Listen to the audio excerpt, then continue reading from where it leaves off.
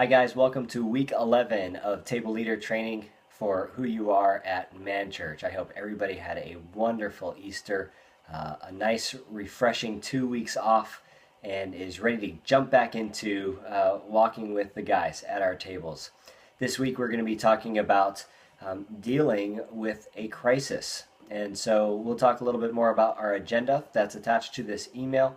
But the first thing that we wanted to discuss is Making Small Groups Work, Chapter 47, on taking risks. So a lot of the guys at your tables have probably taken quite a few risks at this point, sharing with the group about certain things, whether it's their genogram or their personality profile, issues going on in their families or in their relationships, maybe even talking about addiction-related issues, possibly getting into counseling, getting into support groups, those types of things.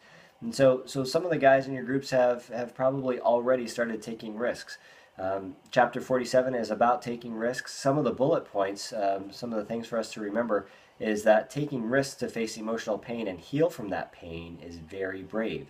It can be messy, and as a table leader, it's important to allow the messiness without showing our own discomfort, if we have any, for the person who's sharing. There's many benefits in taking risks, but never push someone to take risks beyond what they're comfortable with. Fear is a normal feeling when sharing something difficult, but keep your table a safe place to allow sharing, which can be emotional. And then we always want to remember to thank somebody for sharing a difficult topic.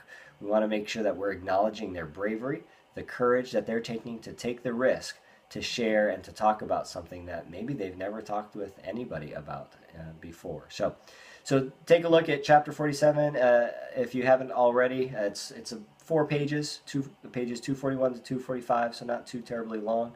And then we'll go into our agenda, our discussion questions on a crisis, on dealing with a crisis. So from the lecture on Monday night, from the message on Monday night, some of the discussion questions, the answers will vary as we discuss some of these.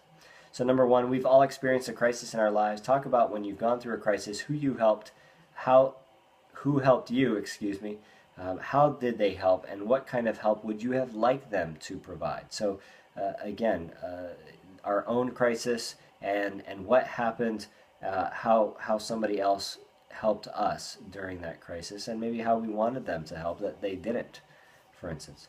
Have you ever helped someone in crisis? If so, talk about how you helped and whether you felt equipped to adequately help. A lot of times we're put into a situation where, a situation comes up. Somebody brings up something to us that we had no idea was happening in their lives. It's a crisis that they're dealing with, and sometimes we don't feel adequate to help. And it's important to recognize when we're not feeling adequate. And hopefully from what we're learning in Who You Are, the guys at the table, ourselves included, are learning more and more about how we can help walk with somebody who's going through a crisis. And then number 3, what have you learned in Who You Are at Man Church to help you to use with somebody who is dealing with a crisis in the future? So what kind of skills, what kind of things have you learned that can help you with somebody who's dealing with a crisis? Somebody might talk about the 3-step process. Can you show up? Can you listen? Can you pray, for instance, right? Which leads us right into our one-on-one activity then, where the guys will pair up and they'll read that a friend of theirs tells them over lunch that their wife is filing for divorce against their wishes. He reports having difficulty sleeping, difficulty concentrating at work, and is worried about how his elementary-aged children will handle the news. How might you respond to help your friend deal with this crisis? And so obviously answers could vary, but the possible ways that somebody might respond is kind of digging in, right? Can you listen? So asking questions that relate to the issue at hand. So the reason why his wife might be seeking a divorce and how he's considered how he might change the behaviors that she's identified, that she's shared as to why she wants a divorce. how long they've been having some of these difficulties in their marriage, exploring a little bit more about some of the difficulties he's been having with sleep and the concentration at work and those types of things. If his symptoms are significant, so for instance, he's only getting a few hours of sleep at night, or there's a possibility of his losing his job because he's not focused at work, has he spoken with his doctor, for instance? So there might be questions about, have they considered counseling, or have they considered the third option, marriage class that we offer at Community Bible Church.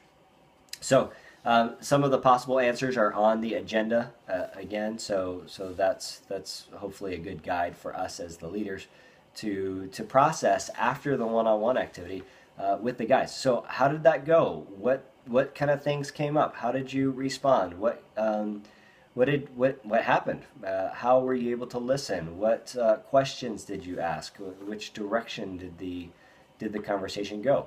These role plays are intended to help us to feel more comfortable, feel more competent, confident to talk to somebody, to process an issue with somebody in the future should somebody come to us with an issue that they have, such as this. Okay, and then after the one-on-one role play, we have some homework questions that relate to the spiritual principles addressed in day 1 of Unit 10, Giving to God. And so we want to discuss what we've learned from the scriptures that you're asked to read and then put them into your own words. So A, why should you give a portion of your financial resources to God? And so in 2 Corinthians 9, 6 through 11, we discuss we're to give generously and cheerfully. Those who share freely and give generously to the poor, God will remember their good deeds forever. On B, how much should you give? Mark 12, 41 to 44.